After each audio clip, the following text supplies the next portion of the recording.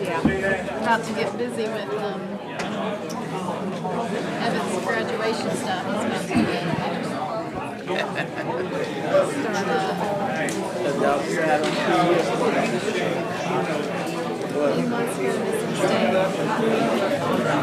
Ready? Yeah, I got it. What's all done? If I could have your attention, it is 6 o'clock. We are going to call this board meeting to order. If I could ask Parker Ford and Charlotte Austin to come forward, they're going to lead us in the Pledge of Allegiance. If y'all would stand with us. Let's face the flag this way, y'all. Y'all ready? Okay. We're ready. Y'all start. Pledge allegiance to the flag of the United States of America, and to the republic for which it stands, one nation, under God, indivisible, with liberty and justice for all. Y'all did a great job. Can I give y'all this? This is the official city pin. You can wear that on your hat or your shirt or whatever. Thank y'all for leading us in the pledge. We liked it. Good job. Good job, guys.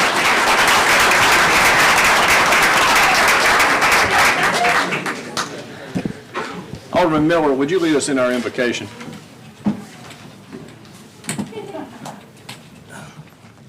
Would y'all join us in prayer, please? Heavenly Father, before we do anything and go in forward, we want to thank you for this day that you allowed each and every one of us to witness, and we realize we will never witness it again. Then, Heavenly Father, we ask that you would give us wisdom and guidance as we look out to make decisions for this city and this community on tonight. We pray, Lord, that whatever service that we render and whatever capacity it might be pleasing in thy sight. We also, Lord, ask continue, Lord, to bless our soldiers wherever they might be, far and near. It is in Jesus' name we pray. Amen. Amen. Amen. I also want to make note that Alderman Doc Harris is remotely on the phone with us for this meeting, so we do have a full board tonight. Can I have a motion to approve the amended agenda you have in front of you? Motion. Second. All in favor say aye. Aye. All opposed, no. That motion passes. Item 5 is the docket of claims. Can I have a motion on that? So move. Second. All in favor say aye. Aye. All opposed, no. That motion passes. Item 6 is to approve the minutes from the regular Mayor and Board of Aldermen meeting on February 20th of 24. Can I have a motion on the minutes? Motion to approve. Second. All in favor say aye. Roll call. Madam Clerk, will you have a roll call vote for us? Alderwoman Ross, Aye. Alderman Piper, Aye. Alderman Harris, Aye. Alderwoman Lynch, Aye. Alderman Miller, Abstain. Alderman Robinson, Aye. Alderman Wicker. Aye. The motion passes. Item 7 is the consent agenda. Can I have a motion on that? Motion. Second. It's a motion and a second. All in favor say aye. Aye. All opposed, no. Consent agenda passes. Item 8 is the personnel docket. Can I have a motion on that item? Motion to approve. Second. Motion and a second. All in favor say aye. Aye. All opposed, no. That motion passes. Item 9 is the donations docket. Can I have a motion? Motion. Second. All in favor say aye. Aye. All opposed, no. And that motion passes. If y'all would indulge me for just a minute, item 10 is the proclamation honoring William Hoyt Bill Austin Jr. He passed away recently. I'm going to read his proclamation and then ask the board to adopt this proclamation. Whereas Mr. William Hoyt Bill Austin Jr. was the first-born son of Kate Josephine Gerard Austin and William Hoyt Austin, having graduated from the University of Mississippi in 1956, where he was a member of the Phi Delta Theta fraternity. And whereas upon graduation, Mr. Austin returned to manage his family farm in Lake Cormorant, the largest dairy cattle herd in operation in the state of Mississippi at the time. Under his leadership, Austin Farms built the most advanced milking parlor facilities in the South. When the family farm was sold, he decided to make a career change. And whereas Mr. Austin attended Memphis State School of Law, where he received his Juris Doctorate in 1972, he opened his own practice in 1977, known today as the Austin Law Firm. In his almost 50 years of practicing law, He was involved in civic and community activities, and he was a ready volunteer for anyone that needed his guidance. For 20 years, he served as attorney for the Board of Supervisors and the DeSoto County Planning Commission. He was the executive director of DeSoto County Regional Utility Authority. He was a fellow of the Mississippi Bar Foundation and held membership in the American Bar, Mississippi Bar, the Tennessee Bar, and was past president of the DeSoto County Bar Association and a member of the United States Supreme Court Bar. Whereas Mr. Austin served as a member of the Mississippi Board of Trustees of State Institutions of Higher Learning, a commissioner of Mississippi Veterans Memorial Stadium, past president of the DeSoto County Economic Council, and a member of the Lamar Order. He was a former president of the Mid-South Fair and a member of the Northwest Mississippi Community College Board of Trustees representing DeSoto County. Mr. Austin served for 20 years in the Mississippi National Guard, retiring at the rank of Major. He was a 33rd degree Mason and Shriner. He was a private giver with a soft heart. Outside of his calling for civic service, he was very privately generous.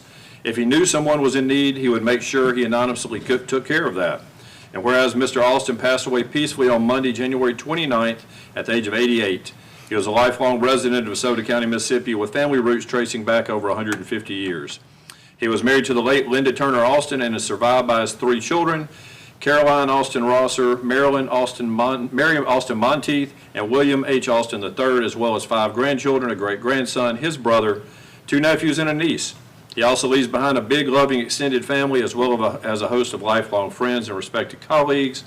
The City of Hernando and its citizens wish to honor Bill Austin for his love of Hernando and his distinguished service and unwavering commitment to Hernando and the surrounding community.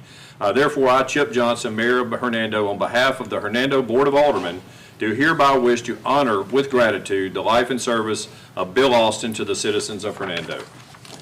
Could I have a motion to enter this proclamation into the minutes? Make said motion. Second. There's a motion and a second. All in favor of honoring Mr. Austin, say aye. Aye. All opposed, no, and that motion passes. Is there anyone here from the Austin family to receive this? Oh, you're right over there. Can I give this to you? Yes, please. Thank you all very much. Thank you. We appreciated your daddy.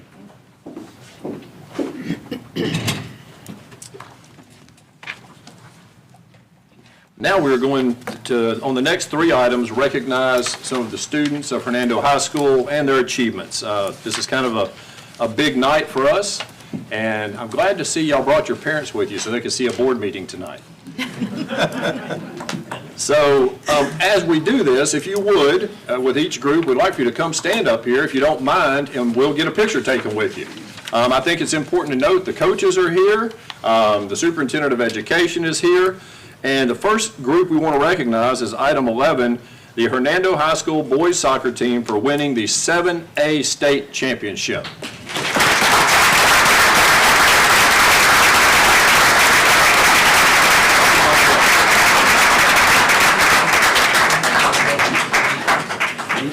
Got the trophy. Y'all would stand up, we'll get a picture. Y'all good with us getting a picture with you? Some of y'all may have to lean down or something. Y'all are taller than us.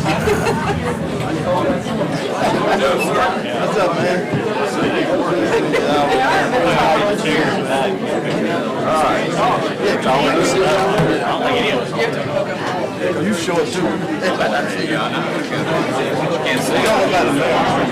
know.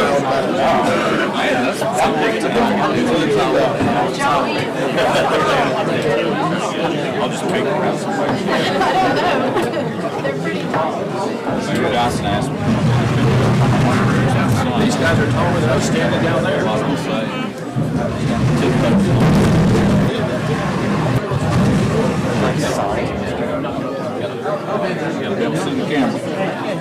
Oh, he's going to climb up on that stool. Okay. There we go. Yeah, Nestor knows how to make it. Yeah, Nestor knows what he's doing. Don't fall, Nestor. Y'all help him, please.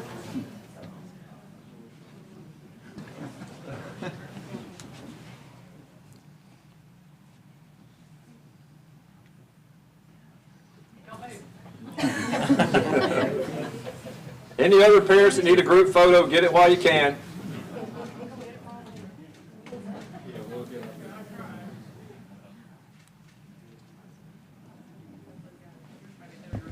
All right. Y'all, we're very proud of y'all. We appreciate the way you represent us.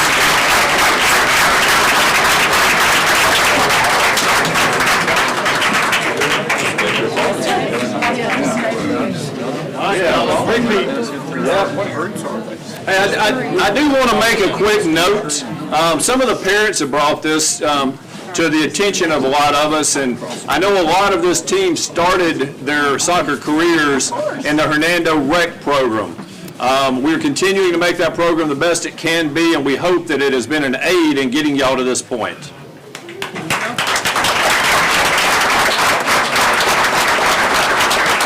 All right, where is Caitlin Burgess? If you would come up.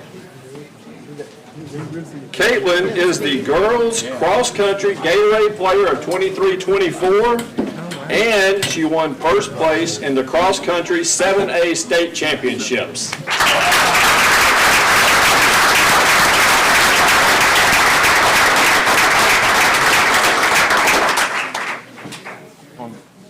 That's what your final time? How fast you run? 5 times? Huh? And as an added note, I have heard, you can tell me if it's true, that you have signed with Mississippi State. Good job.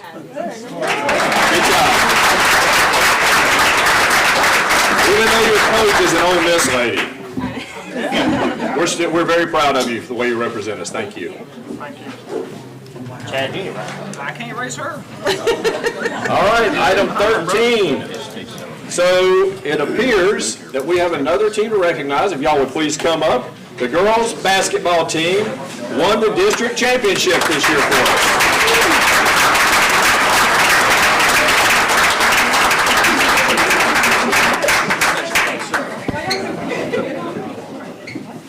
You had to stand right in front of me. Super tall.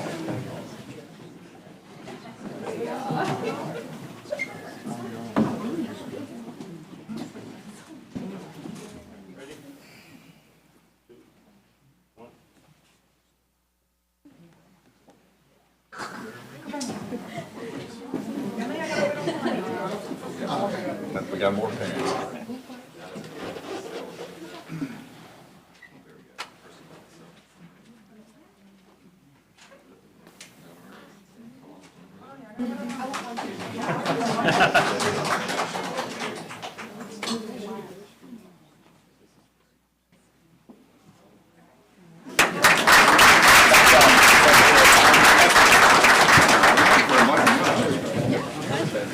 A lot of talent up in here. And as long as we've got Mr. Usselton in the room, we want to thank the Board of Education for building us a brand new high school and all the facilities that go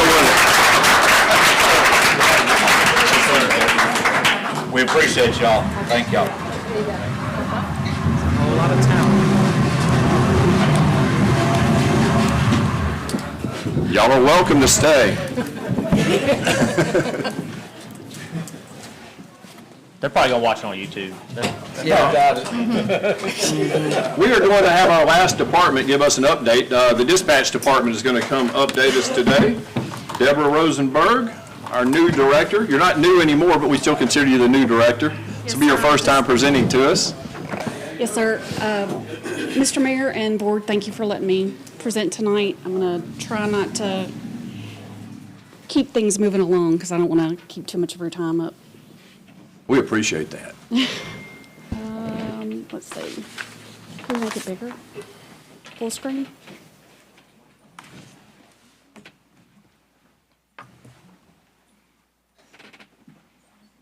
Okay.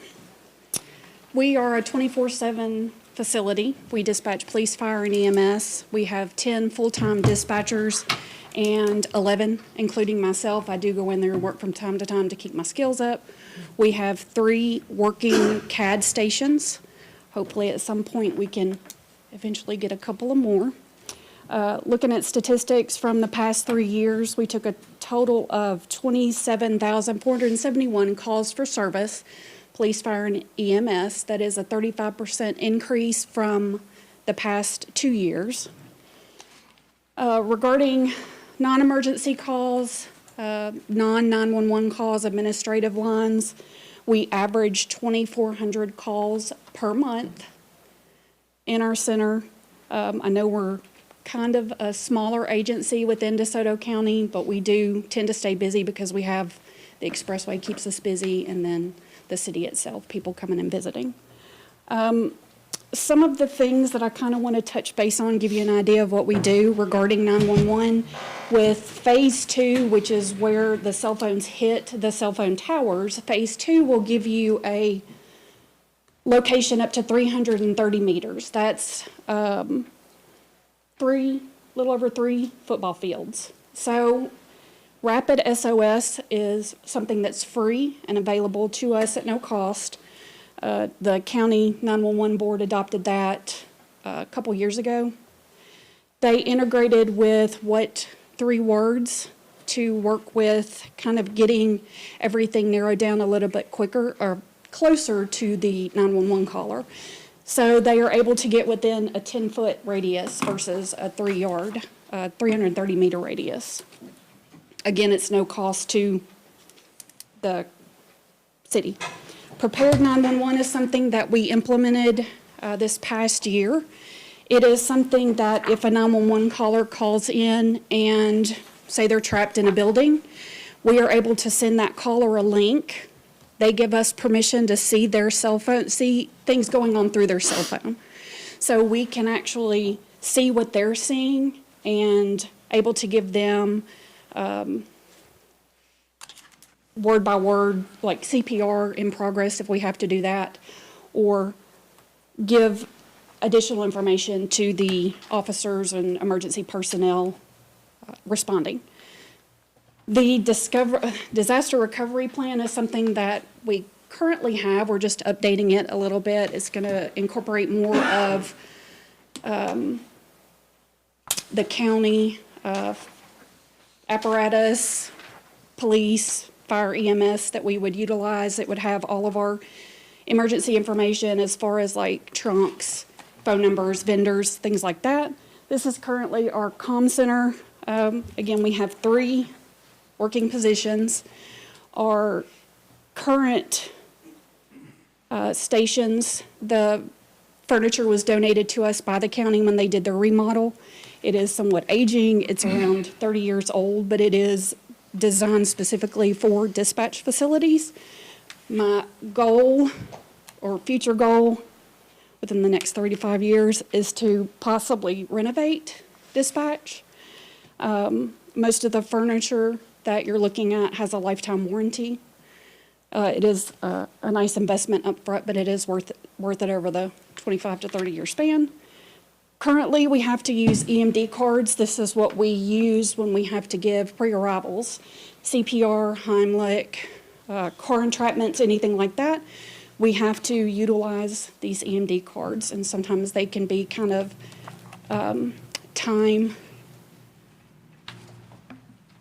take a little time to flip through. Hopefully, at some point, we can integrate a automated guide card system into our CAD, and it would make it a little bit more seamless for the dispatchers when they're trying to get information to the public quicker and let them know what they're supposed to be doing. Rave Alert is something that is kind of like Nixle, but 10 times better. That's something that I've been looking at. It's no cost to the citizens. It's something that Public Works, Parks Department, everybody could kind of use. The Commander One system, I've been working with the fire department to get the tornado sirens better than where they are. Currently, we only have a one-way talking system with the sirens itself. We only have outgoing, so we don't know when there's any issues with the sirens. This system would allow us to be the first in DeSoto County to be fully automated. It gets information from the National Weather Service, so when the polygon that you see up there goes out, it just sets the sirens off for that specific area. Again, everybody in DeSoto County is manual. They set the sirens off themselves. So some of the future goals, I'd like to add 2 more dispatchers, get a 4th console at some point, maybe creating supervisor positions, just trying to keep dispatch in line with the city's growth. We keep adding emergency field personnel. We need to make sure that we are also taking care of dispatch. Makes sense. That's it. Any questions? Any questions? Thank you. We're glad to have you here, and we appreciate all you're doing to help us stay up where we need to be. I appreciate it, and thank you Please for tell your letting me be staff how here. much we appreciate them. Yes, sir, I will. Thank you. Thank you. Just for the record, and I want to tell them, thanks again, my father-in-law is deceased now, but because of what they did and with locating within a certain parameter, we were able to find him in a thick of weeds across a ditch. That hadn't been what dispatch did with locating his phone and everything, and then pegging that area along with the police department with their dogs, and they saved lives. So thank you. Thank you. Thank you for that comment, Alderman Miller. Okay, item 15 is the approval of Crimson Stone as the sole source provider of a proprietary blend of composite stone and soil products for baseball and softball fields. So we just have to approve them as the sole provider at the recommendation of the Parks Director. So moved. Second. All in favor say aye. Aye. All opposed, no. That motion passes. Item 16, this is just a procedural thing that the city clerk asked us to approve. The board does have to approve an increase in cash in cash drawer. So we need to increase the starting cash in the Parks Department cash drawer from 100 to 200. Motion. Second. All in favor say aye. Aye. All opposed, no. That motion passes. Item 17 is the approval of the lowest and best bid of $125,000 from Golden Home Renovations LLC for the Kirkendall Fitness Park restroom project, pending all required forms, certificates, licenses, and permits are provided. Motion to approve. Second. The motion and a second. All in favor say aye. Aye. All opposed, no. That motion passes. Item 18 is the approval of the Recreation Design Services contract between the city and Kimberly Horn and Associates and the designator signer to sign the contract. Have a motion on that one. Motion to approve. Second. All in favor say aye. Aye. All opposed, no. That motion passes. Item 19 is the approval to release a letter of credit for the improvements that were required for 1041 Holly Springs Road construction. I think Joe Lauderdale has approved of that and done the inspections. Yes. Have a motion on that item. So moved. Second. All in favor say aye. Aye. All opposed, no. That motion passes. A couple of days ago, I got a Facebook message from a neighbor in Magnolia Manor that said people were speeding, which we get that a lot, but they said we didn't have any speed limit signs, so I went to check, and sure enough, we don't, and a speed limit was never set by the board for that subdivision. So the police chief has recommended a 25-mile-per-hour speed limit, and if y'all will approve that, we will get a speed limit sign up at the entrance to that neighborhood tomorrow. Mayor, I make a motion to approve the speed limit 25 miles an hour in Magnolia Manor. Second. The motion and a second. All in favor say aye. Aye. All opposed, no. That motion passes. Item 21 is the approval of the resolution to vacate the right-of-way on Getwell to a company called Helen 28 LLC. This is something we had instructed the attorney to look at before. Stephen, would you like to comment on that and remind the board what we're doing here? Sure. They just needed a little bit more room to complete the development. It's 1.62 acres. It's part of the right-of-way from NDOT. And so I think it's in the city's best interest to allow that to go forward. And you got paperwork there in front of you. Approved, list the plat, and legal description. And that was that old MDOT right-of-way that they took during the building of 269, and they gave it back to us, and now we're putting it back where it needs to be. Can I have a motion on that item? Motion to approve. Second. All in favor say aye. Aye. All opposed, no. That motion passes. Item 22 is the approval of the donation of land for a city water tower.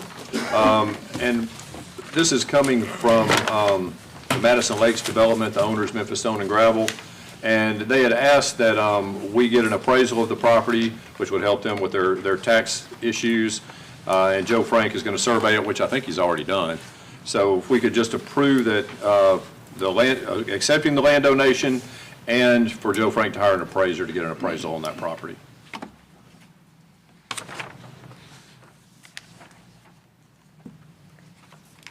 I think Joe would lay the map. If y'all have any questions, Joe, you want to just say exactly where it is and why this works good for us? Yeah, I have two plats there passed out. One is the actual lot size itself, and then the other one is the location. You can look at that on Tullahoma Road, right there in that curve of the road. And then you can also see where the water plant would be over there on Bahia Road. It kind of sets us up to be able to serve at Madison Lake's property and then serve some property one day when we run a water line along Tullahoma Road under the 269 to get on the north side of 269. This tank could be served by 3 different water plants if we want to eventually. So that's kind of the reason we chose that position. We'd been talking to Madison Lakes a couple of years about a spot, a location there, and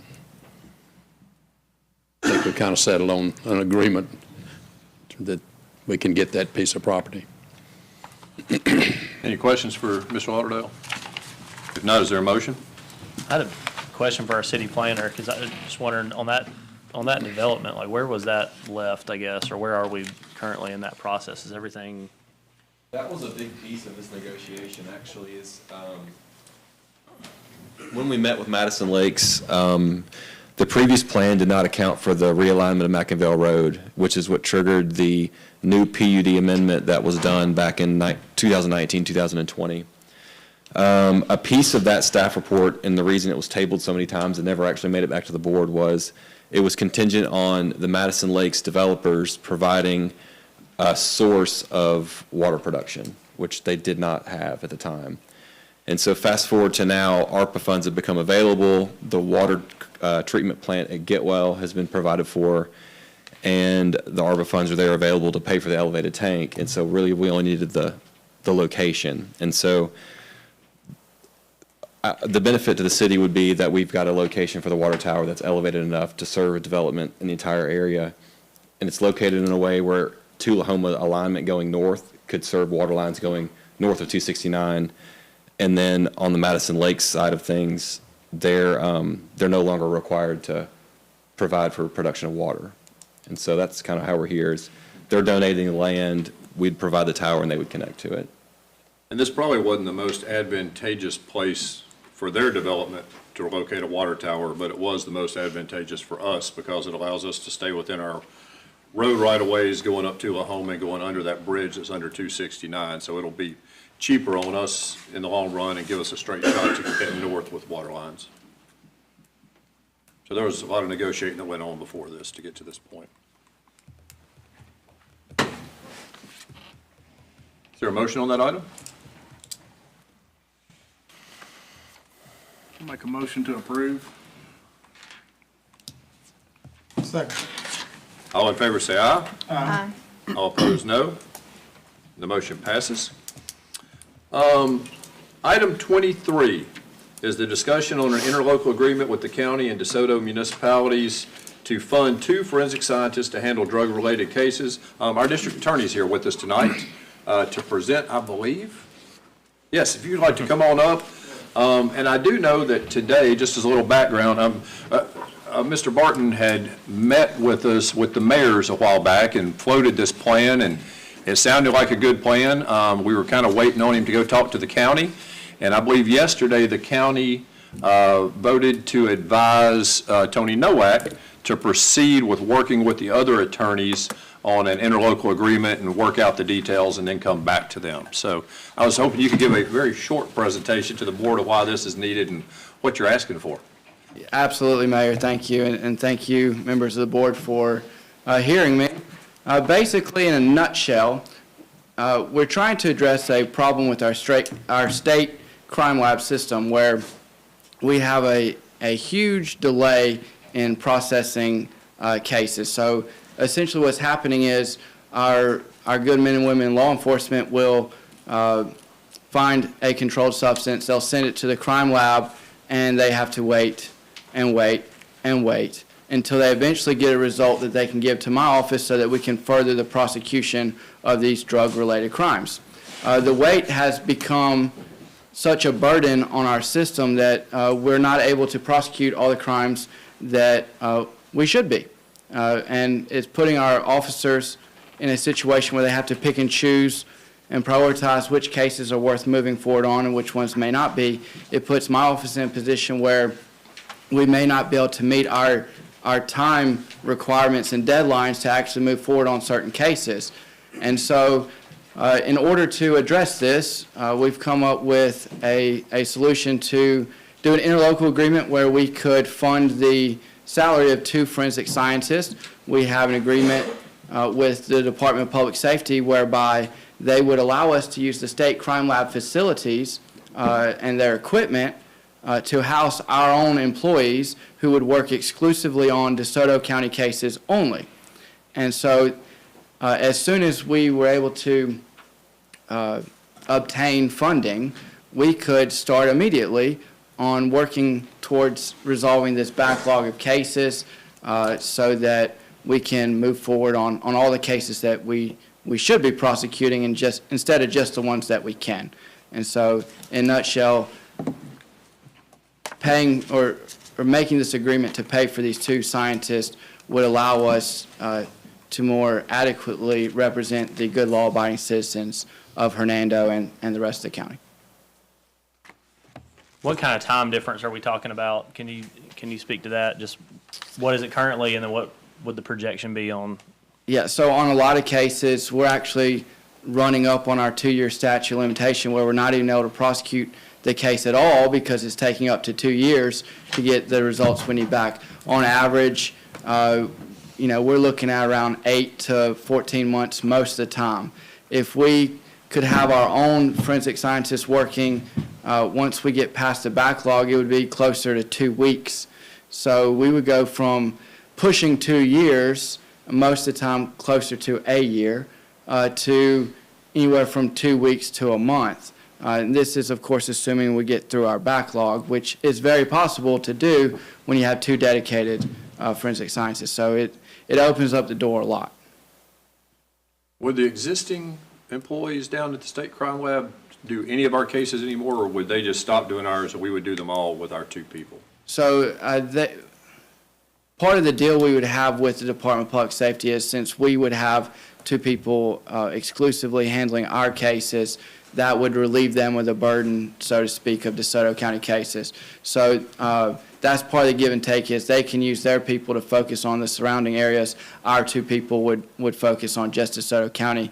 And just for about way of reference, right now we don't have anybody dedicated exclusively to DeSoto County cases. We're in line with everybody else.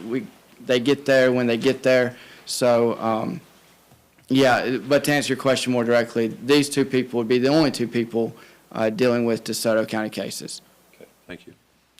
What is the timeline for the agreement to be put in place? Is this something you're going to want this budget year, or can we wait till October when our new budget starts and put it in that budget? What time frame are you looking at? Do you have an agreement with the state yet? So we could get started and hire people as soon as we have the money. And this is something that, in all reality, we could have used yesterday or last year, 2 years ago. So in the perfect world, if I could have it my way, I would hope that we could find a way to get started now, and then, you know, obviously it's easier to plan ahead for the next budget year than it is to just jump in right now.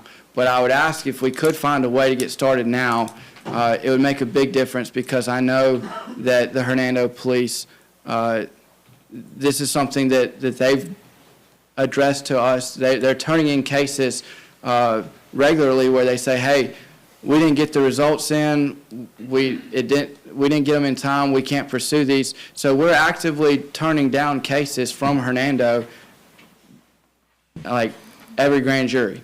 And so if we can do it now, we can start addressing the problem now. So I really hope if you can find a way to get us started immediately. The crime lab's ready. We can have 2 people hired in very short order. I would like to start now and at least find a way for maybe some kind of temporary funding to get us going with an eye towards something more sustainable as you get into your budget years.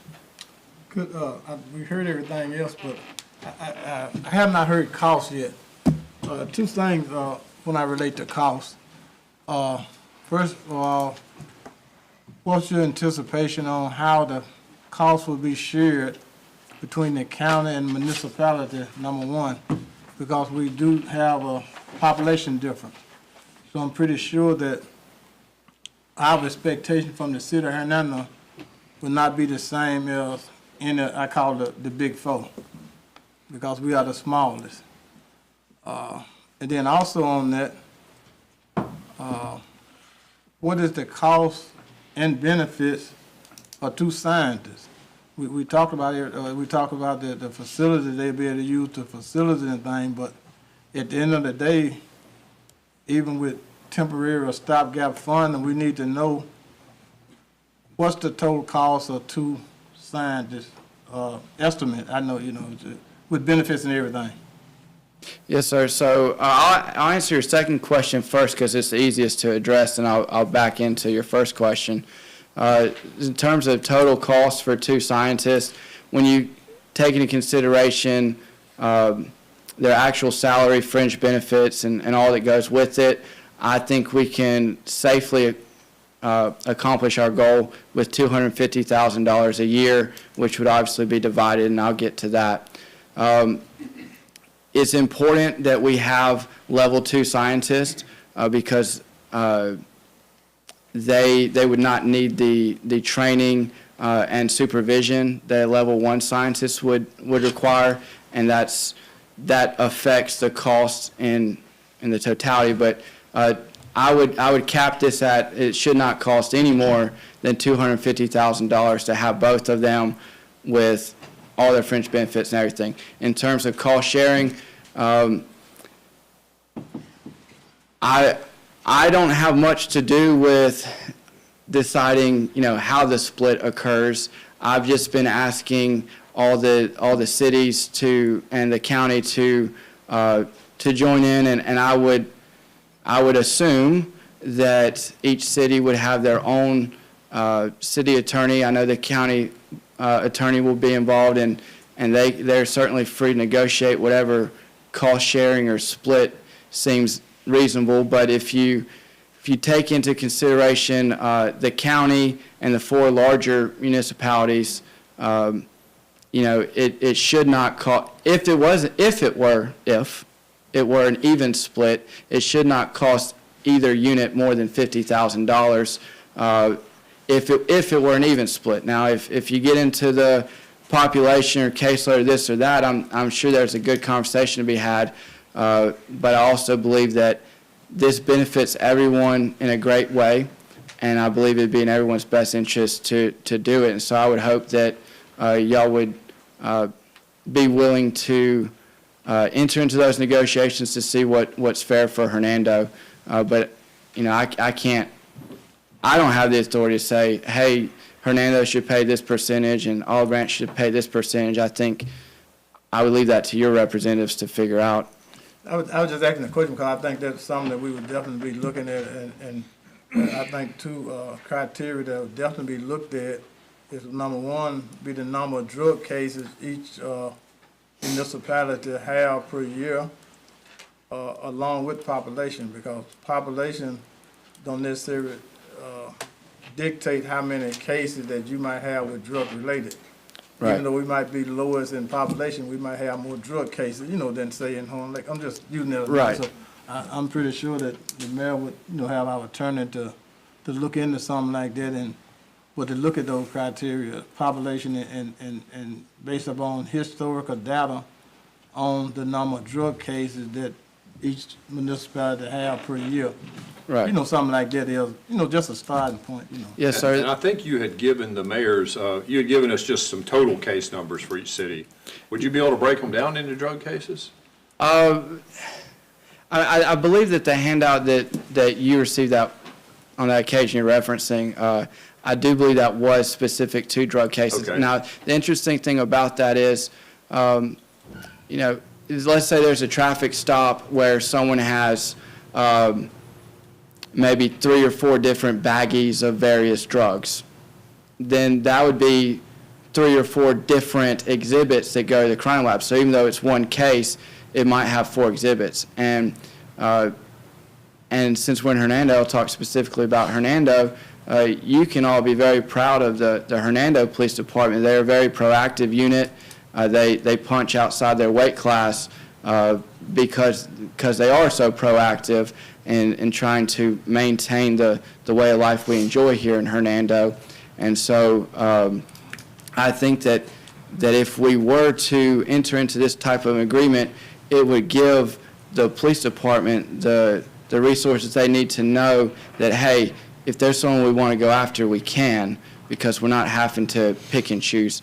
Hernando's very, very proactive. I think your department does a fantastic job in that regard, and this is just one way we can back them up and give them what they need to keep pushing forward. Even though it's a smaller city, I mean, they really do punch above their weight class, and we should all be proud of that. Thank you. Thank you.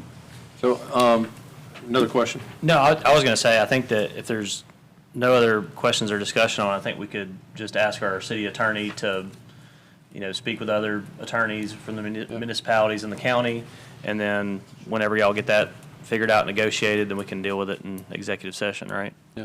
Might be good to make a motion to have our attorney work with the county attorney and the other city attorneys on a possible interlocal agreement to bring back to us as quickly as possible. Matthew, has there been any discussion with our state delegation about getting some state funding for this type of issue? Yeah, so there was some legislation that did not even make it out of committee last year.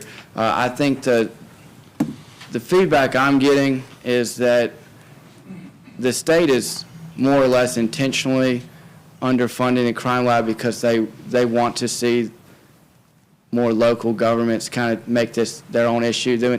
When they passed the Senate bill that changed up the Medical Marijuana and Cannabis Act and all that, they did not take into consideration the effects it has on the crime lab and law enforcement. And so I think they made a conscious decision starting back then to not add more to their state crime lab system in hopes that municipalities or counties would kind of step in and kind of take that load. If we wait on the state, it's going to be pretty much like Texas waiting on the national governments to start caring about their border or us. Quite frankly, if we wait for the state any longer, we're not going to see any progress. Make a motion. So moved. Second. So motion and a second. All in favor say aye. Aye. All opposed, no. That motion passes. Thank you Okay. all very much. I'm sure the attorneys will be calling you, asking a lot of questions. I'm sure. I look forward to that. Yeah. Thank you for being here with us. Yes, sir. We Thank appreciate you. it. Okay, item 24, we're moving on to planning items. And we have quite a few people here tonight, it appears, so I would like to make sure everybody keeps their comments to 5 minutes or less, just because we have so many people.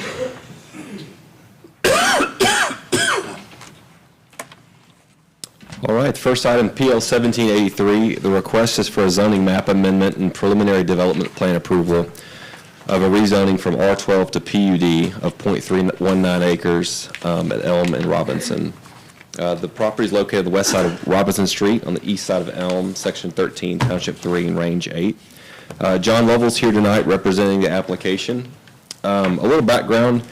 The future land use map of the adopted general development plan identifies this property as residential, single-family, low density.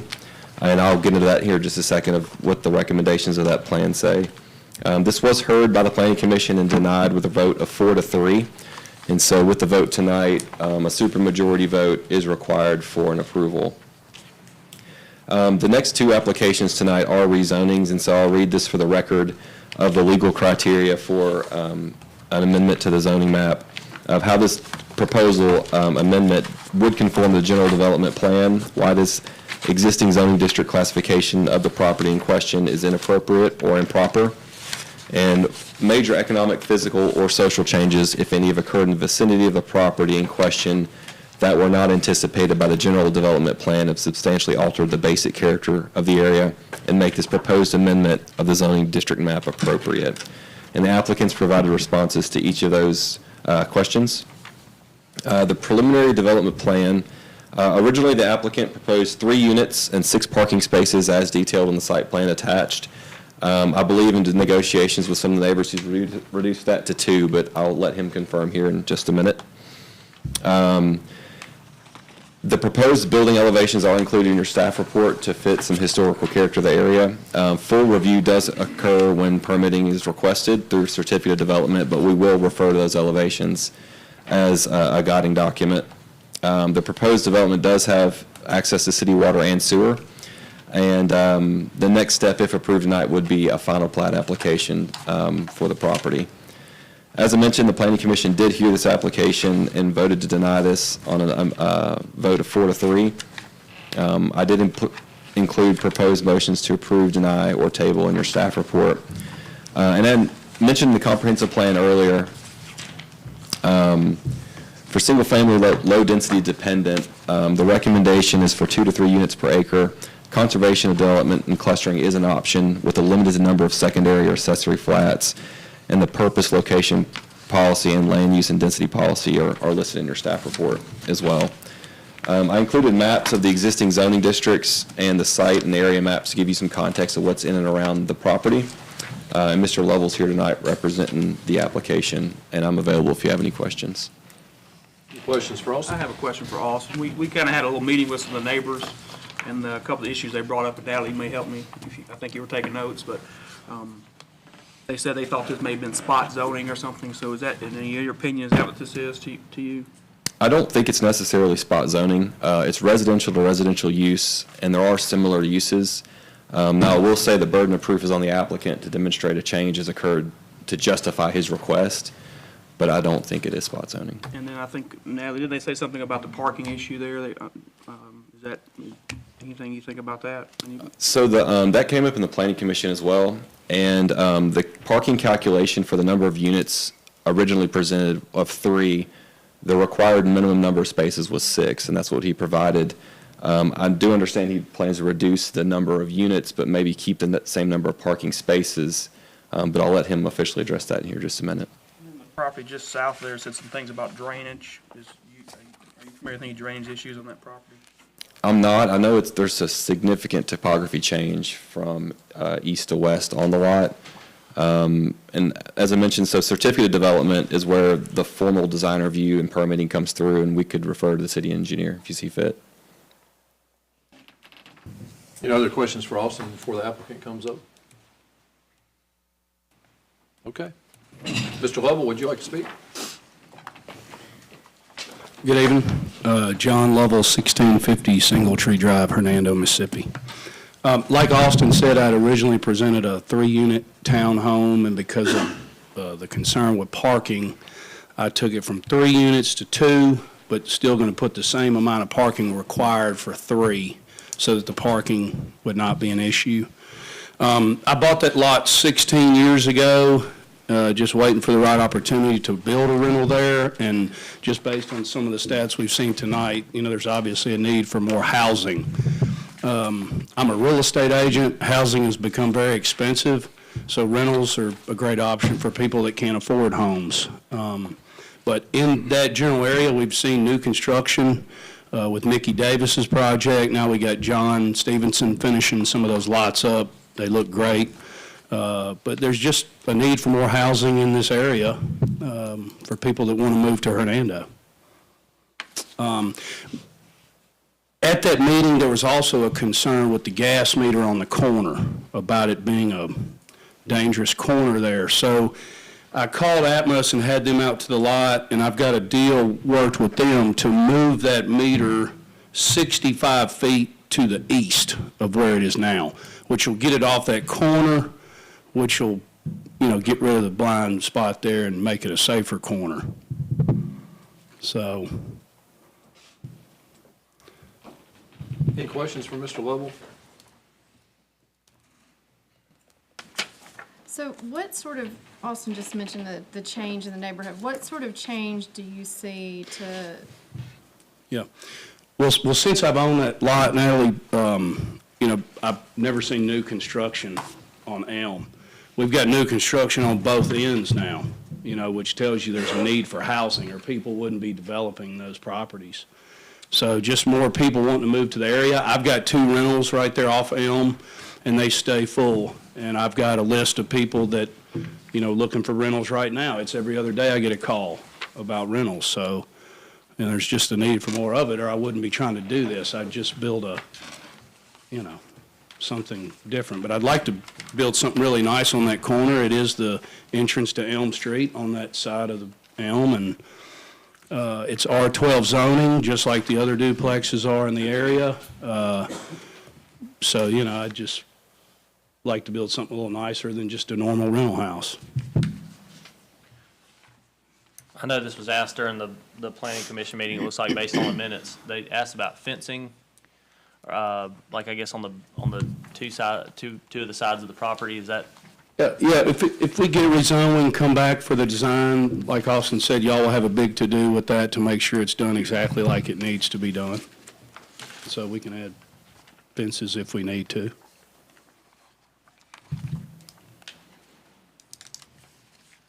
Any other questions? If there's no questions, it might be a good time for us to ask if there's anyone here to speak on this. Thank you. Anybody here to speak on this item?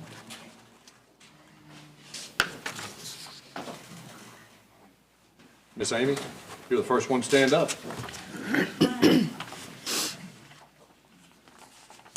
I'm going to pull up Amy Brown, 480 West Commerce Street. And I'll take less than 5 minutes, and I appreciate all of your time. I do want to remind the aldermen, and I'm thankful to hear, John's responses to some of the things that you need to consider when you're faced with a zoning change, right? This is a change to the existing zoning. But the answer to Alderwoman Lynch's question of what change has occurred, I don't believe was answered to show an actual change. That there is new construction, it is all single-family use, which that property is currently zoned for. No change.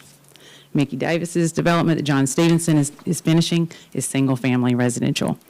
And there's no other change in the neighborhood. New construction at the south end of Elm Street is single-family residential. There's no other change in the neighborhood. The existing, this is my understanding from Austin at the Planning Commission, so correct me if I'm wrong. The existing duplexes that are multifamily were built in the 60s, and they were not zoned for that. They're out of zoning. There's nothing in the current comprehensive plan that I could see, and it is lengthy, as you all know if you've looked at it. I don't see any anticipated change in the comprehensive plan that would show that Robinson or Elm has any change to multifamily PUD. It's residential. It currently is zoned residential. I'm sure there are people that want rentals. It's zoned residential, and he can rent it to a single family.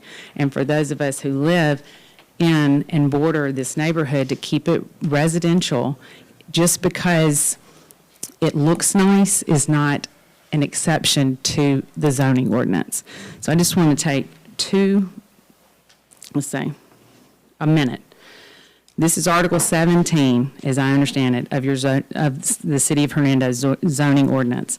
And Austin already went through the factors, and I'd ask you to look at those responses to see if they've actually been answered.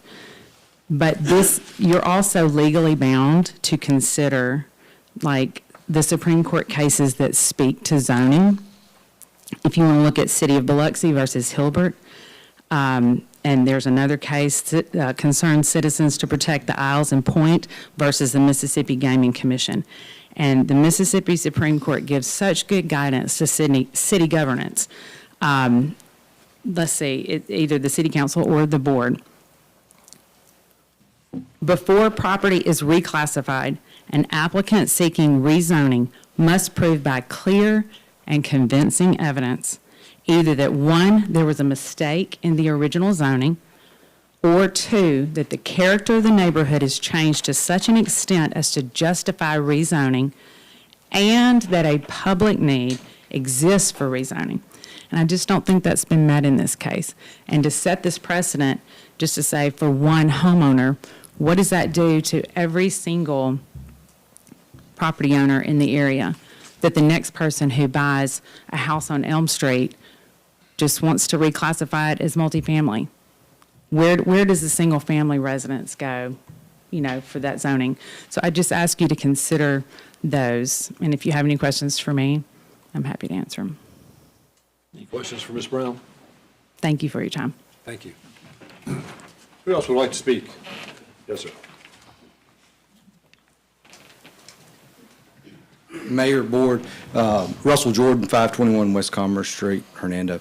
I'd like to echo Ms. Brown's sentiments as well. I am concerned about whether the legal criteria for rezoning has been met in this case. There's been, to the extent there is any change in the neighborhood, it's been a change towards single-family residential homes, not multifamily residential. There are buildings going up. Just the mere fact that there is building does not mean that there's been a change in the nature of the neighborhood. So I think that on that issue alone, there is no legal justification to make this change, make a change to the zoning amendment. Mayor and Board, also, I would show you, I've looked at the plans. I have not looked, I don't know how the layout would be on a duplex, but I know when it was a triplex, the plan was, I believe, to have a entrance on the front of the building, an entrance on the side, and an entrance on the back. So whoever lives in that front building is going to have to walk all the way to the front every single time. I understand and realize that Mr. Lovell can put into his lease agreement that his tenants are required to park in the back. And that's certainly probably I would hope, one of the things that he would require. And I think that he's probably represented that before in our discussions. But my concern is, the Friends aren't bound by that rental agreement. The UPS man's not bound by that rental agreement. The FedEx man's not. They're all going to park in the front when they're delivering something to those residents. And not to mention, that's going to be how that driveway's designed. It's going to be hard for big trucks, vehicles, a lot of traffic to get in and out of right there. There are no other parking lots in that area. It's a traffic concern on tight Elm Street, where it's overloaded with traffic already. It stays congested and busy. And so right there being on the corner, that does concern me. The other things that I would show are that the housing, as I indicated earlier, is all single-family residential. There's no other multifamily other than the non-conforming uses that have been there for some time. So I'd ask y'all to deny the rezoning application. Thank you. Who else would like to speak? We'll catch you next. John Stevenson, 1589 Johnston Road, Hernando. I feel a little out of class by following two attorneys to speak to this. And if you're having a little cognitive dissonance right now because I'm wearing an Ole Miss shirt and a former Alabama guy, just remember that two of my children are attending there for free. So, thank you. I own property that's located approximately 60 feet away from Mr. Lovell's proposed thing. I'm currently building single-family homes on it, and I think it'd actually be a very good addition to the neighborhood. I know the zoning criteria is because of a change in the nature and character of the neighborhood, or if there was a mistake in zoning, or it also depends on how you define the neighborhood. If you're talking about a single street, well, no, there hasn't been much of a change, but we know that down across Timber, they've had additional single families zoned. You've also had commercial zoned about a block and a half away going toward Highway 51 on Robertson. And we know that multifamily was approved approximately 150 feet away behind what is the old Hernando tractor store and with our friends, the Wilsons. So, I mean, there has been changes in the nature and character of the neighborhood. I wouldn't say there's mistaken zoning, but we also know that there's additional duplexes that are currently in existence. And I would say this, the reason I come before you and talking in favor of it is, first, I've seen the plan. It looks very attractive. And I am very hesitant to try to deprive anyone of their property rights or potential property rights because of anxiety about what might happen or what could happen. You know, we're a free country. We believe in freedom of commerce, and I would encourage y'all to be hesitant to deprive somebody of the ability to use their property. Obviously, you have to stay within the law, but I believe there's been enough change in this area that it justifies the rezoning. And as Mr. Russell talked about, you know, he talked about traffic on the corner and delivery vans and such on. That's going to happen if there's a single-family home or a duplex.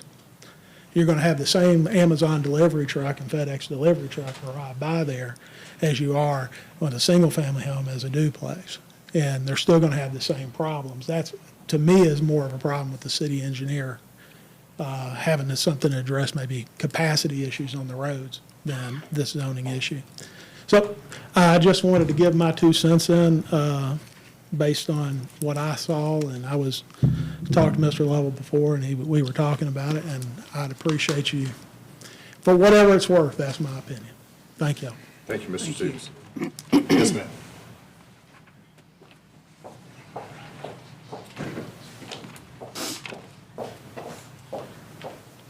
Good evening. I've never spoken up here, so I'm a little nervous. I'm Amanda Cunningham. I live at 582 West Commerce Street with my husband, Jeff. I first wanted to let you know how impressed I was to get a hand address letter from your parks director. I know this is not what we're talking about, but I wanted to say that because he updated us on the soccer fields and we've never gotten a letter. We've invested in the parks since 2015, and so I wanted to thank y'all for that. We have always been heavily invested in Hernando with multiple civic sponsorships. When we decided to purchase our lot on Commerce Street, we felt like our investment would be protected since we were surrounded by single-family homes. We are against any spot rezoning in a residential area. A planned urban development is an agreement to develop an area of land, usually large, to include a diversified group of residential, commercial, industrial, and natural structures, by definition. By passing this rezoning request, you would set a precedent to allow any developer to purchase property that could ultimately be rezoned into anything. What's to prevent someone from buying the house across the street from me, tearing it down, and then building condominiums? The Planning Commission is not elected, and they have denied this rezoning request due to multiple concerns. Many of our neighbors attended the initial Planning Commission meeting in opposition to this rezoning request with concerns over the parking lot, flooding of the creek, and the safeness of the corner lot. After the Planning Commission denied the request, most of our neighbors thought the process was complete and have not attended additional meetings to voice opposition. I would implore you to vote in line with the Planning Commission. Thank you. Thank you, Ms. Cunningham. Would anyone else like to speak? Yes, sir.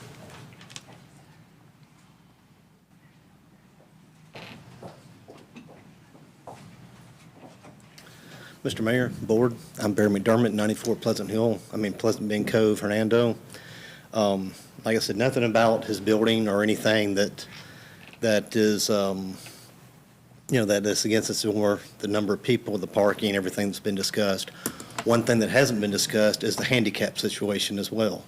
There's going to be improbability of anybody with a handicap, wheelchair, or issues walking with that hill to navigate either a bunch of steps or a circular ramp in the back, or to navigate that long walkway to the front of the residence.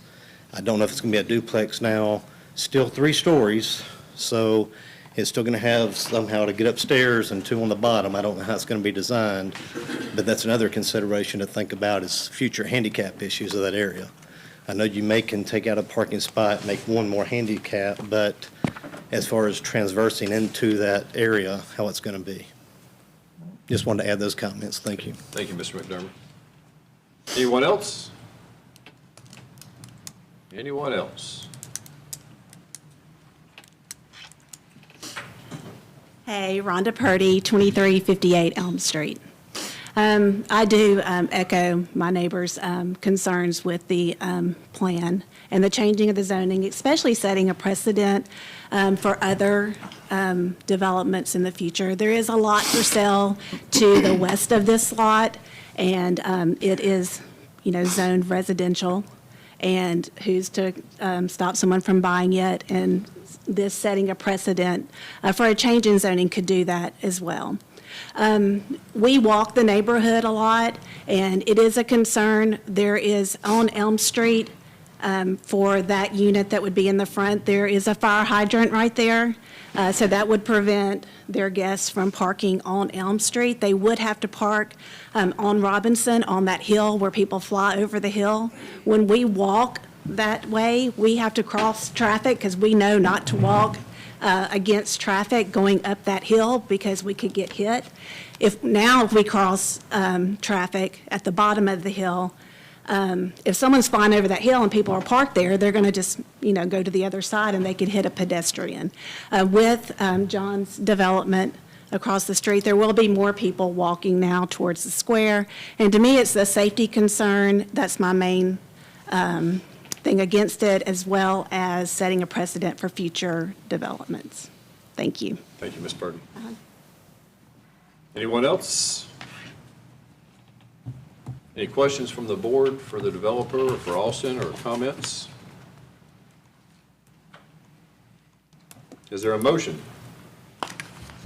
I move to deny rezoning requests by John Lovell for rezoning of .319 acres from R12 to PUD.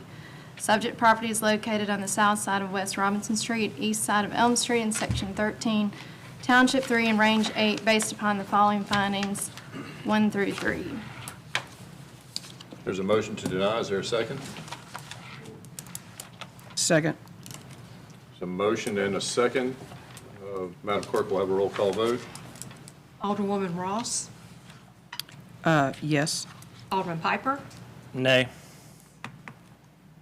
Alderman Harris.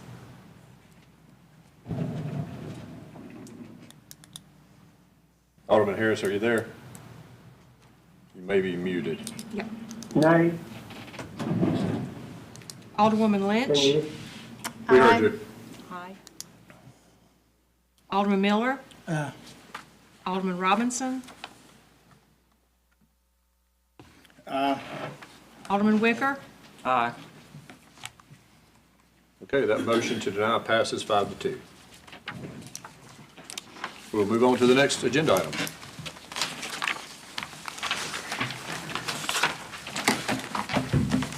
All right, the next application, excuse me, PL 1782. The request is a zoning map amendment and preliminary development plan approval for Holly Springs and Getwell C4 Plan Commercial. This is on the south side of Holly Springs Road, west of Getwell, in Section 21, Township 3, Range 7.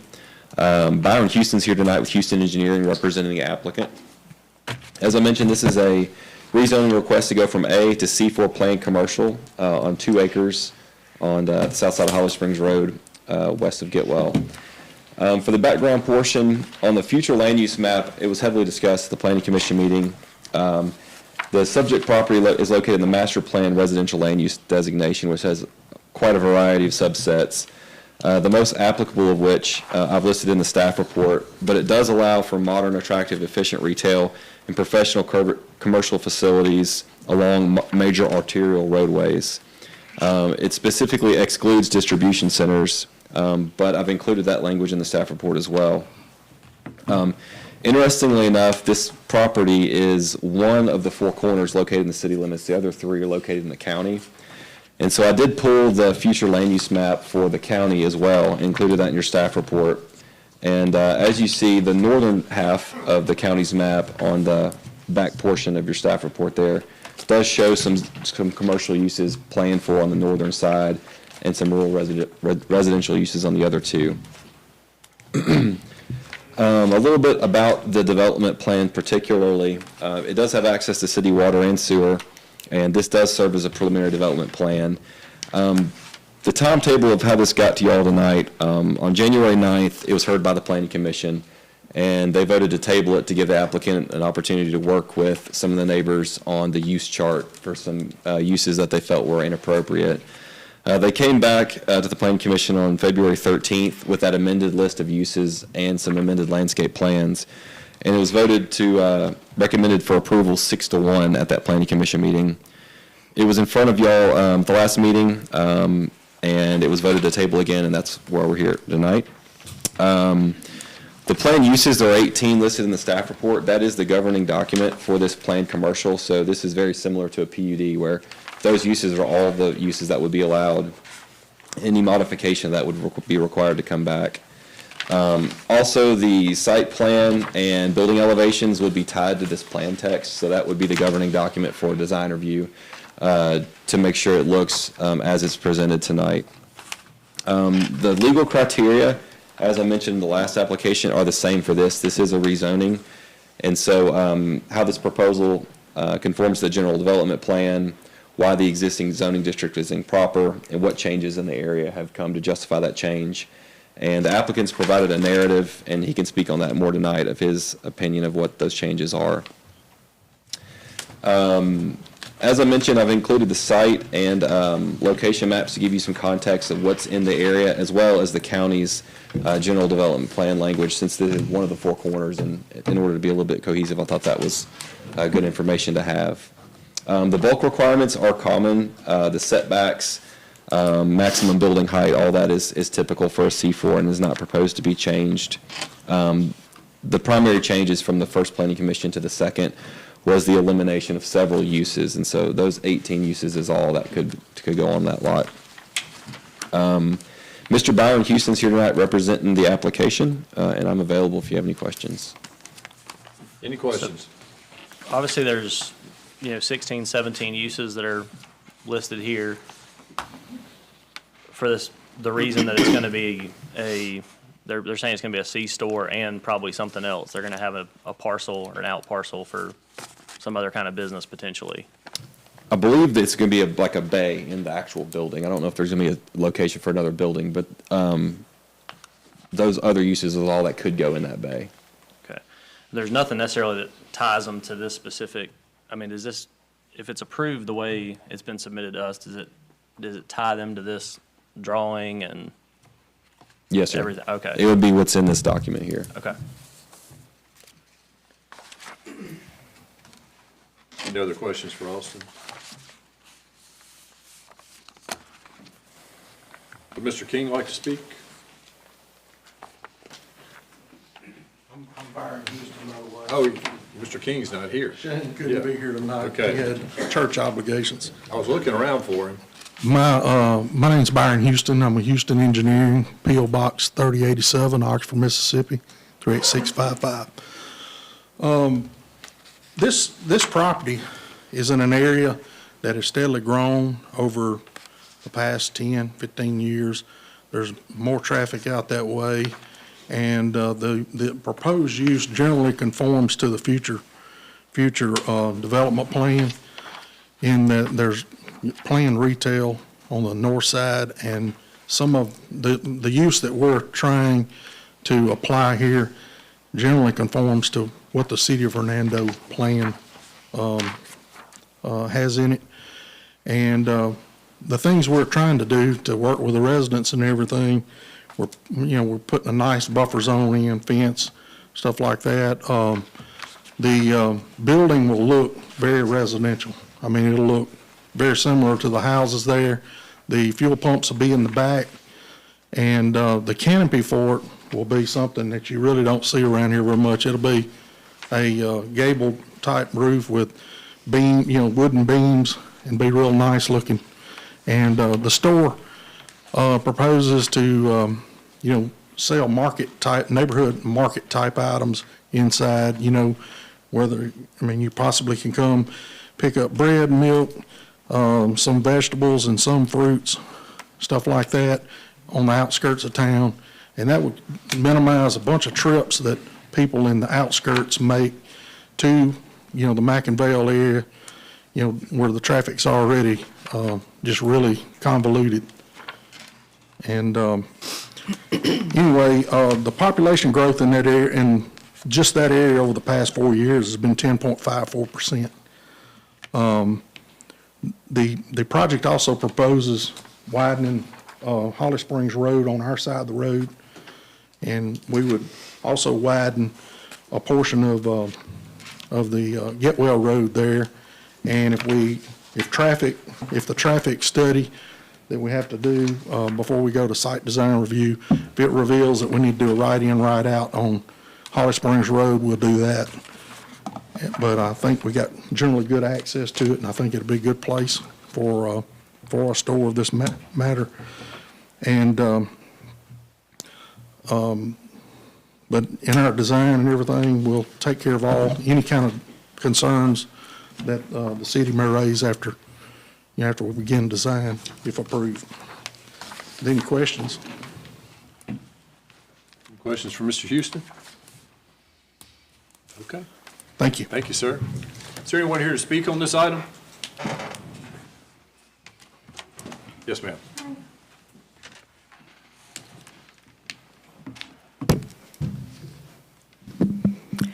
My name is Patricia Stewart. I live in the county. I live in Pecan Estates Cove, 3414. I am not originally from Hernando. I'm from Vicksburg. I didn't leave Vicksburg because I did not love Vicksburg. I left Vicksburg because it is a red-hot mess. And quite honestly, I cannot believe I am dealing with this. All right.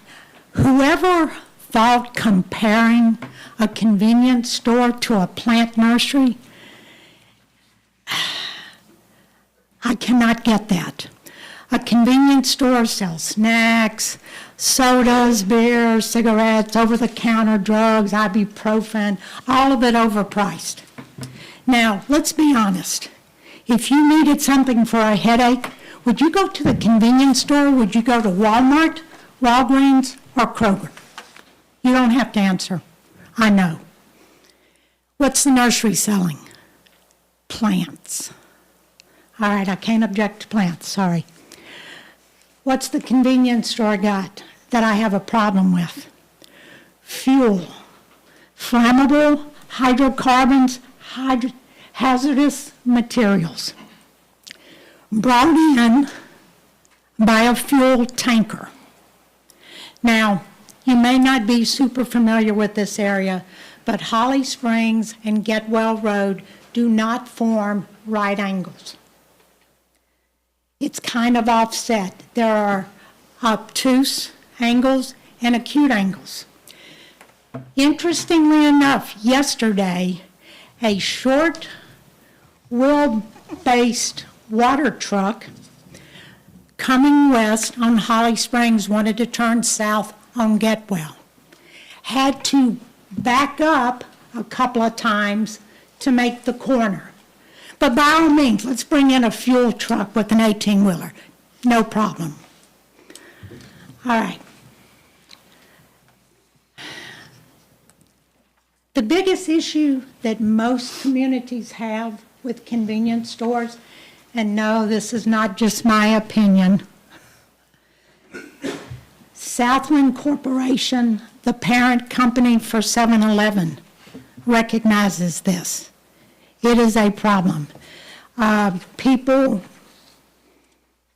will rob for no reason. I did a little homework to find out who's robbing plant nurseries. Well, in Orange County, Florida, there were a couple of guys that would come in at night when everybody had gone home, and they would take a few plants. The third time they did it, they got caught. In Lexington, Kentucky, they waited till the weekend when nobody was around, went in and stole some very exotic plants.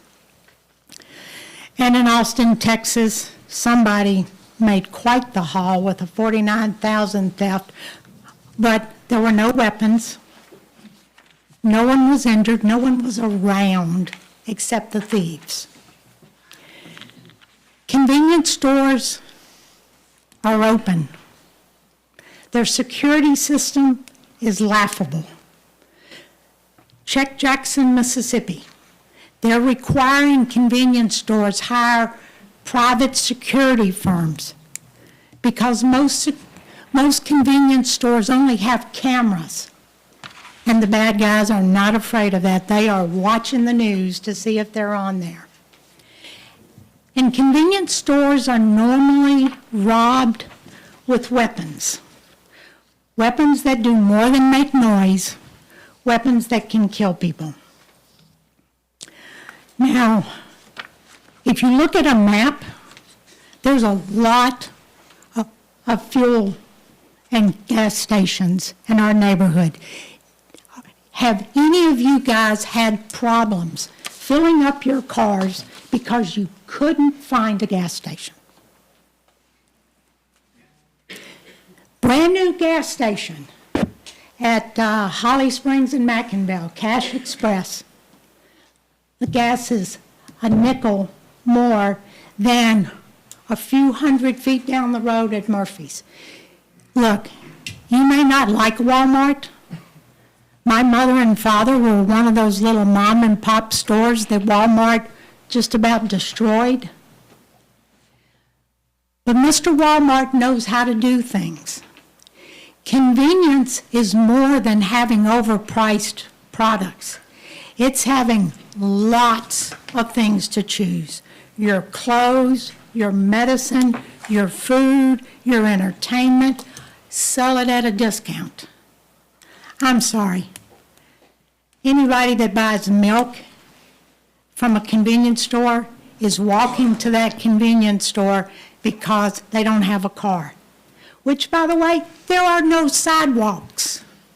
None. When I came to Hernando, the realtor said, we like to think of ourselves as a little Collierville, which I found interesting because I actually lived in Collierville for a little while. And just to check, I drove through Collierville today. I drove through many, many new residential areas, and there was not a single convenience store near any of them. There were some apartments on Winchester that they have put in a little commercial area, but no gas pumps. Ms. Patricia, if you could wrap up. The bottom line is, if you are kidding yourself into thinking that putting a convenience store at this location is not going to bring crime to our area, you are indeed kidding yourself. Look, I can pack my bags and leave. I do hope you decide to make a decision tonight and not just kick this issue down the road. I have $300 in fruit trees. I need to know, do I put them in the ground at Pecan Estates, or do I keep them in a pot and put them in my next house? Because if that convenience store goes in, my property values are going to start going down following it, and I will not stay. Thank you. Thank you. Yes, ma'am.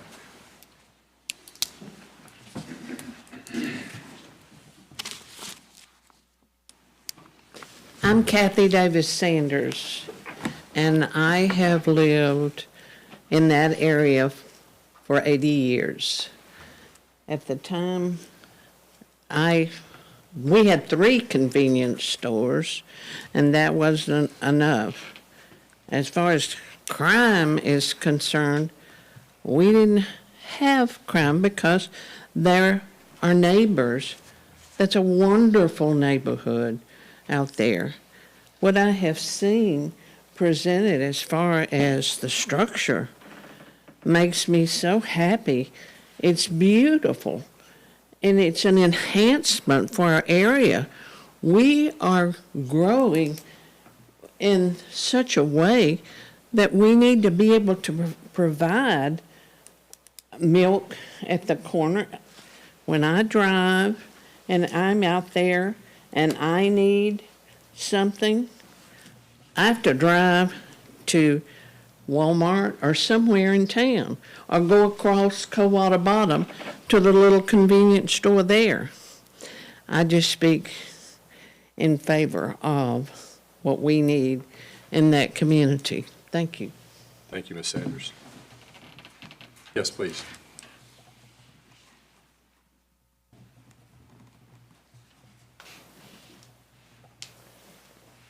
My name is Jill Davis Pulliam, and I live at 3216 Getwell Road South.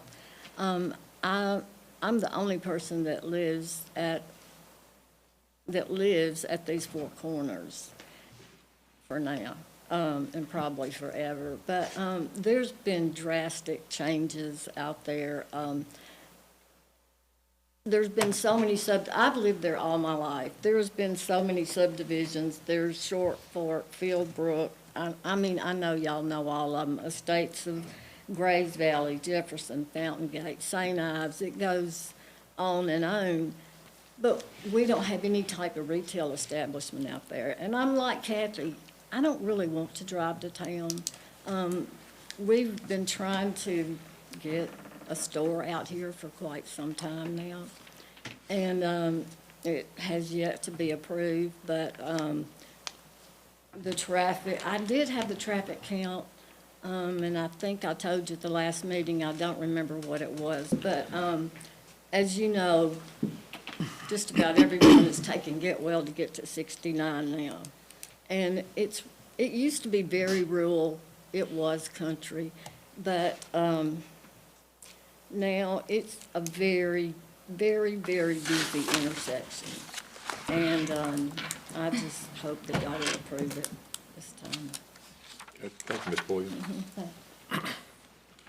Yes, ma'am.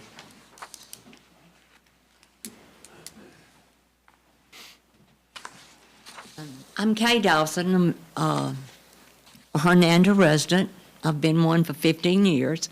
A lot of my friends live out in this area, and they really look forward to this because they've told me, you know, we need something. If we need some little something, we don't have to drive all the way into town or to Coldwater to be able to get it. And this would be a something that will provide an income to Hernando. Our homeowners really don't give you a tax base, but a convenience store or a building that gets money would give interest to you as a town, would give you the tax base that we so desperately need for our town. Thank you very much. Anyone else? Yes. I believe you provided the handouts, correct? Yes, I did. Hi, I'm Brittany Roark. I live at 3140 Holly Springs Road, and I came here tonight to ask you to please deny this request. And as the mayor stated, I passed out handouts. If you look at the first slide, I've outlined some reasons that you should consider denying this. On the next page, according to state law, zoning and other land use regulations must be based upon a comprehensive plan, and this request does not conform to that plan. The state of Mississippi requires requests for zoning to demonstrate by clear and convincing evidence that there was a mistake in the original zoning or that the character of the area has changed to such an extent as to justify the rezoning and that there is a public need. We don't need another service station. There are already 12 service stations within 5 miles of here. An additional service station has been approved for the Getwell 269 exit, and there may also be one in the Short Fork community just half a mile up the road. I provided a list of all of these service stations in the appendix of this deck, along with their hours, address, and distance from this intersection. The quote on the next slide is from the comprehensive plan. As a reminder, it received significant public input and reflects the goals and values of Hernando residents. It was mentioned during the Planning Commission meeting that if the request to rezone this land is approved, that it could serve as proof of change for the other 3 corners of this intersection to be rezoned commercially as well, which also goes against what is shown on the plan. The next slide shows the requirements for rezoning. Again, it's not in conformance with the plan, and the burden is on the applicant to provide proof to satisfy items 2 and 3. In the application for rezoning, the applicant states the growing number of residential developments in DeSoto County attests that the community is undergoing substantial change. But looking at the future land use map, it looks to me like all of these residential developments were already planned for when this development plan was originally created. And I provided a screenshot of that on the next slide. The big red arrow points to the land that's in question tonight. You can see that pretty much all around this is planned for some type of residential development. And zoning ordinance B, section 4, states that we should encourage compatibility of adjacent land uses. On the next slide, one of the goals for the city is to have a city where citizens feel safe from violence, property crimes, and fire. But did you know that service stations and convenience stores account for 13.8% of robberies, and they're the 4th most common place for a violent crime? I know this is a nationwide statistic, but it doesn't make me feel very safe. Can our police department support the potential increase in crime that this development may bring? There are also several environmental factors to consider. It will increase noise, light, and air pollution. Has an environmental impact assessment been done? I listened to the public hearing for the proposed comprehensive plan, and a citizen in that meeting actually stated that we already have too many service stations as there is in Hernando. And one of the consultants for the city suggested that when there's a request for a new service station, that this assessment be performed. There's a risk of spills, explosions, and leaks.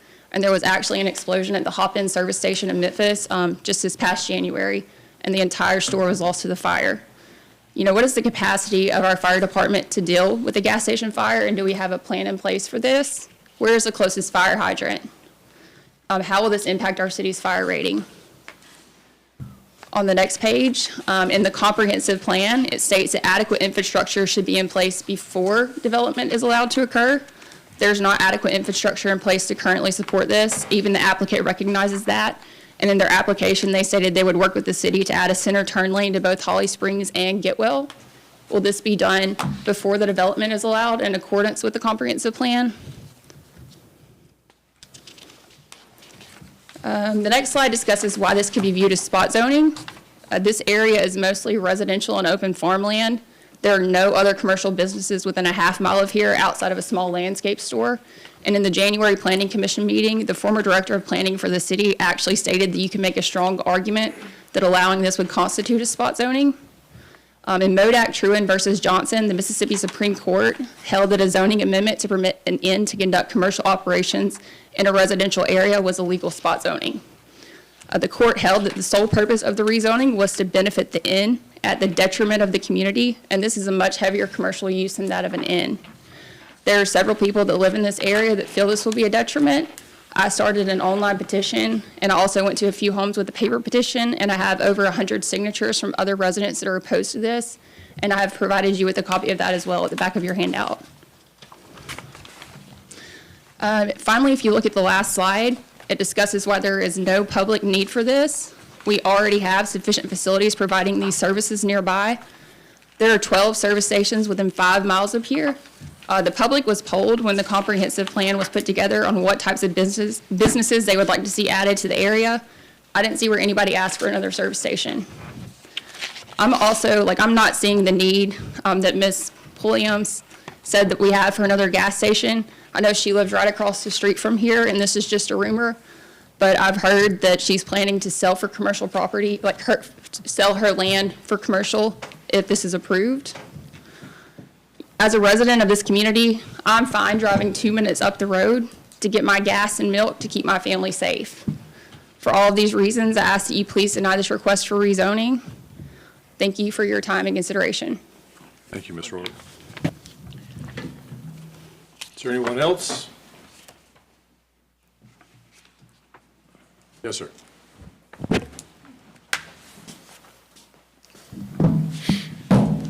Busy night at a park at the courthouse. Jared Darby, 2070 St. Ives Lane.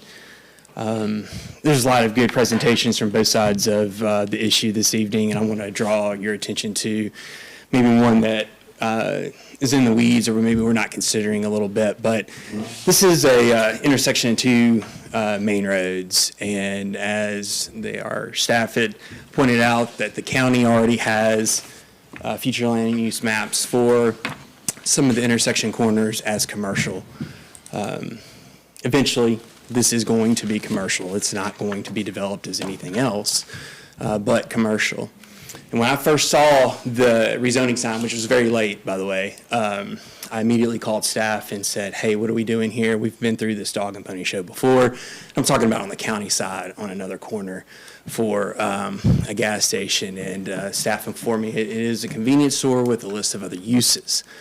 said, great, can you send me the staff report? They did so quickly. I was able to review it and able to come to the Planning Commission meeting. And also want to take this opportunity to thank the Alderman and the Mayor and the staff for selecting a Planning Commission that heard my concerns as well as my neighbors' concerns. And although I felt like they were in a place where they were going to recommend approval, they tabled it, so I had an opportunity to work with the applicant. We brought several changes back to the Planning Commission, including an edited use list, a landscape plan that was more in character with the neighborhood.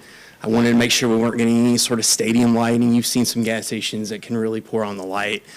This is not going to be the case. And wanted to be sure that the gas pumps remain at the same number and that the character of this proposed development is more of a country store, if you will, versus just a random convenience store.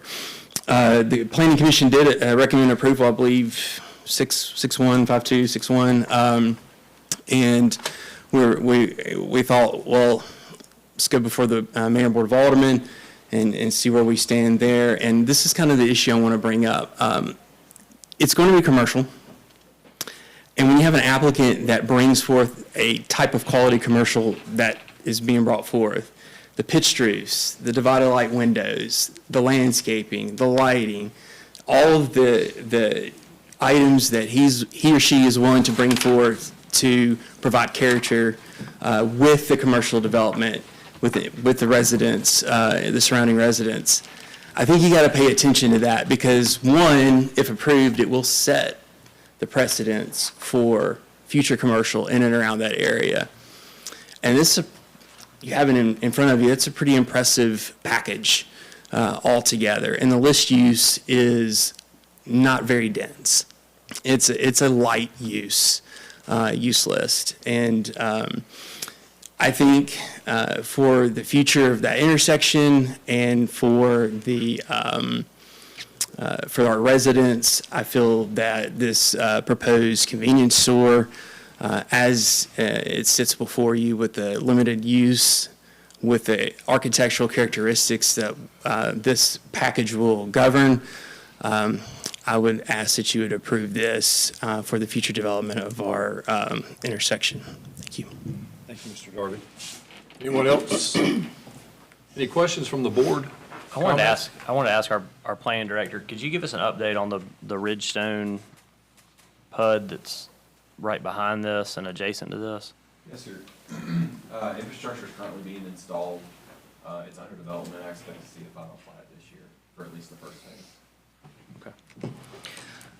I want to ask our police kind of what our percentages and some statistics for Hernando is on convenience store crime. I say this because as soon as I say it, it'll happen, but we haven't had an armed robbery at a convenience store. And we did have a Dollar General up in Nesbitt this year, but we're waiting on prosecution on that suspect. So it does bring crime, but it's, I live out there, it's a rural area. And there will be no issue with police presence out there, because I live out there. So I'm right up the road.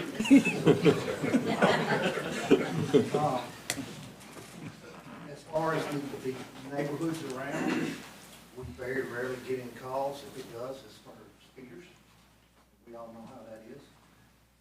Constant problem, but as far as calls out there, we don't get them. It's quiet. And I would suspect it would stay like that for a while. Thank you. Thank you, Chief.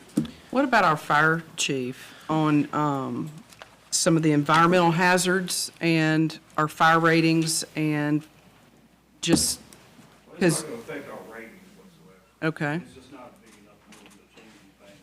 And as far as being a fuel station, like I said, there's 12 of them within the 5 square miles. I mean, we've got plenty of them. They're all not going to catch on fire at the same time. I mean, we've got the equipment and manpower to handle it. A gas station gets on fire. Have we had any problems with explosions? Environmental leaks? We've had a few leaks, but they normally get called to clean up pretty quick, because they have companies that are required to come in and clean those fields up. Austin, they would be required to put a fire hydrant on site as part of their plan, development plan, right? Okay. I also just want to, remind the board that, I know that this is, we're talking a lot about a C-store, a convenience store, but that cannot necessarily, like, what the business is going to be cannot be a reason for why this is approved or denied or whatever else. That would be, this is strictly about the zoning change from, to commercial. It's not a role of government to necessarily say, well, we control the market on convenience stores in Hernando, and we can decide there's going to be 12, and that's how many there's going to be. This is about, should this be a commercial zone? Would you agree, Alderman Miller? Yeah, I agree. I agree with the planning commission, and I agree with you also, Alderman Piper. I think you have to be careful about how the discussion goes. And it's a cross intersection that we have we have that one corner, the city. We only have control over one corner. The rest is county. We can make some input on the county side, the way we want something to look, or, the developers are wanting to work with something that looks nice in the area and not be a prefab looking convenience store. I appreciate Mr. Darby, who lives in Ward 5, that wanted something that looked nicer, and how far were they willing to go to make amends to make this fit into the area and accommodate the people that lived around it, if they wanted it or not. And that's my biggest concern, is the people that live right there. Yes, there's some people that are against it, but there's a lot of people that live right on top of it that are for it. There's a lot of reasoning, everybody has their own opinions of things, but like Mr. Darby said, it does set the precedence of the way things will look in that area for any type of future growth, and there's going to be 90 houses built right behind it. The developers are excited about this. And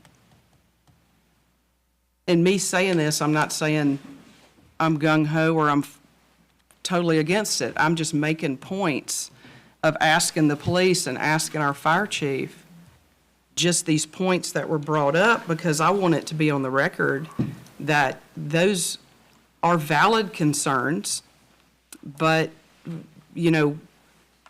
these national averages, these come out of Memphis and come out of Jackson, Mississippi. That's not Hernando specifically, but I'm not saying it won't be. I'm not going to jinx anything, just like you said. People will rob anything this day and time. Mayor, I think somebody else wanted to speak. Oh, yes. Yes, ma'am. Would you like to come speak? Yeah, we've been up there. No, the No, lady in the back.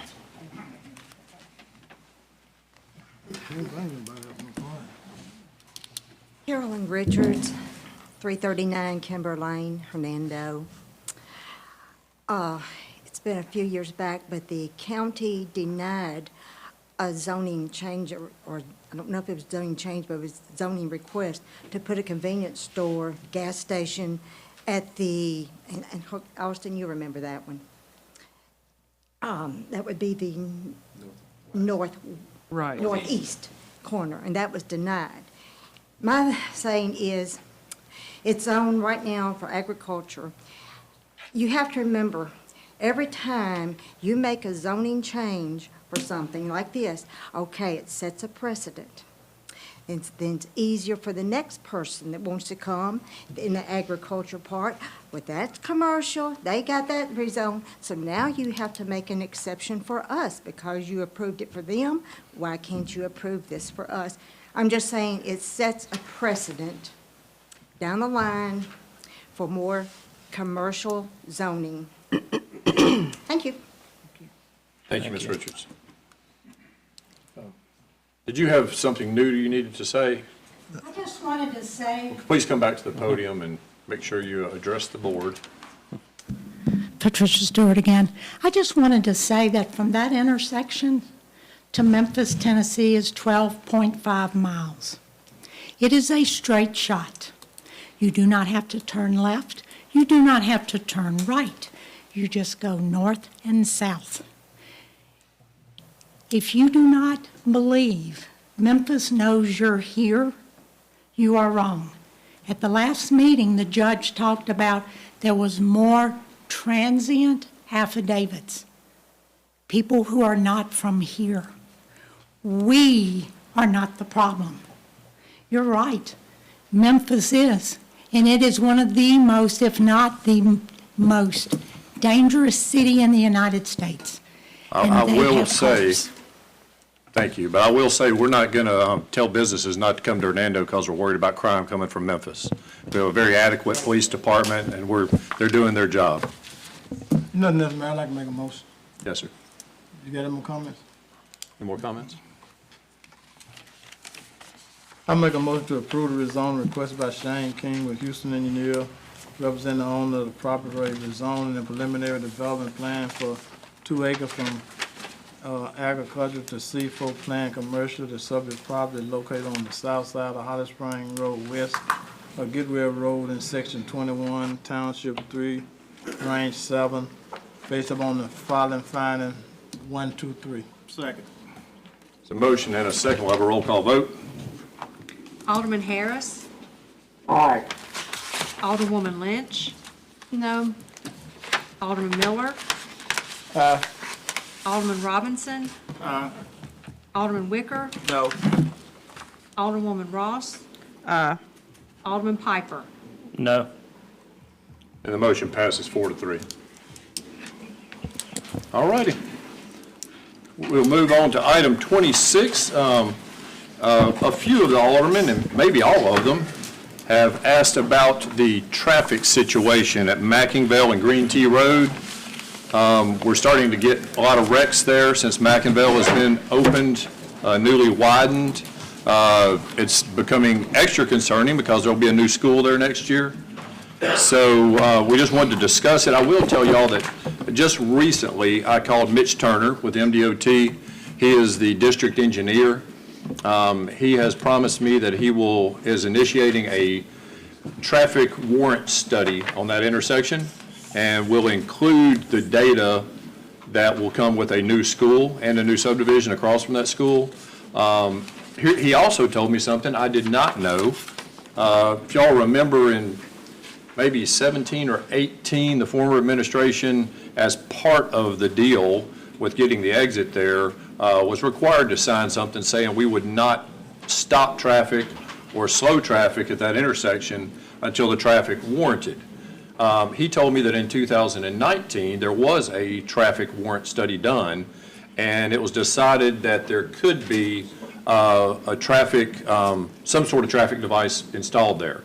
So it's already showing a warrant, but he is going to do an updated warrant study for us. So I think that the next thing to do would be for us to figure out who's going to help us pay for whatever happens there and what would happen. But I am going to work closely with MDOT and our own staff to look at it. Chief, if you don't mind, I know you ran a study there from when that intersection opened. Can you tell us, this board, how many accidents have happened there? We've had 19 accidents at that intersection, one fatality. Most of the time when we have an accident at an intersection like that, it's a pretty bad accident. It's not a lot of bumper, it's pretty bad accidents. Is most of it T-bone type accidents where people pull out from that stop sign? Yes. Okay.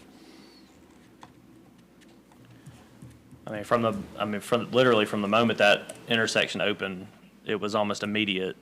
I got text messages about it, that it was, I did too. I can't see people. There's a blind spot here based on how Mackingvale curves. When you're coming from Green Tea east. I mean, there is, with the way that it's positioned, like depending on what time of day it is, you can be, kind of blinded by the sun a little bit, depending on which way you're looking. I mean, I know that we can't shut down an intersection, certainly, I understand that. I understand these things take time, and the MDOT has say in it, and there was previous agreements met to, but we really need to, hit the accelerator on this. At the very least, we have one street light, which I, requested that we have some street lights added there. We have one street light added on the southeast corner.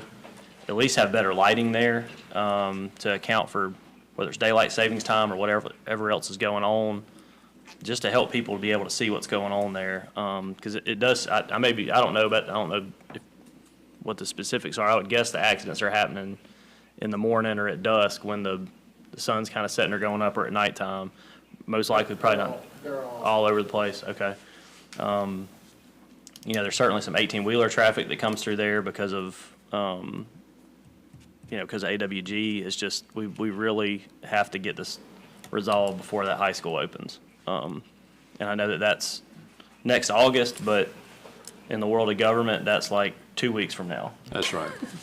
Because that's how government works. So it's definitely been a concern for a while that we've discussed for a while. So I hope we can find something to resolve this as soon as So I will try to get a timeline from Mitch on when the traffic warrant study will be done, and I can get Scott to call Entergy. We met with Yvonne out there the first time, and she showed us where to put the light, so we'll get her out there as quickly as possible. She's with Entergy, and see what we need to do to light that intersection better than it is. So we'll work on both those, and we'll keep the board closely informed. This is to the chief.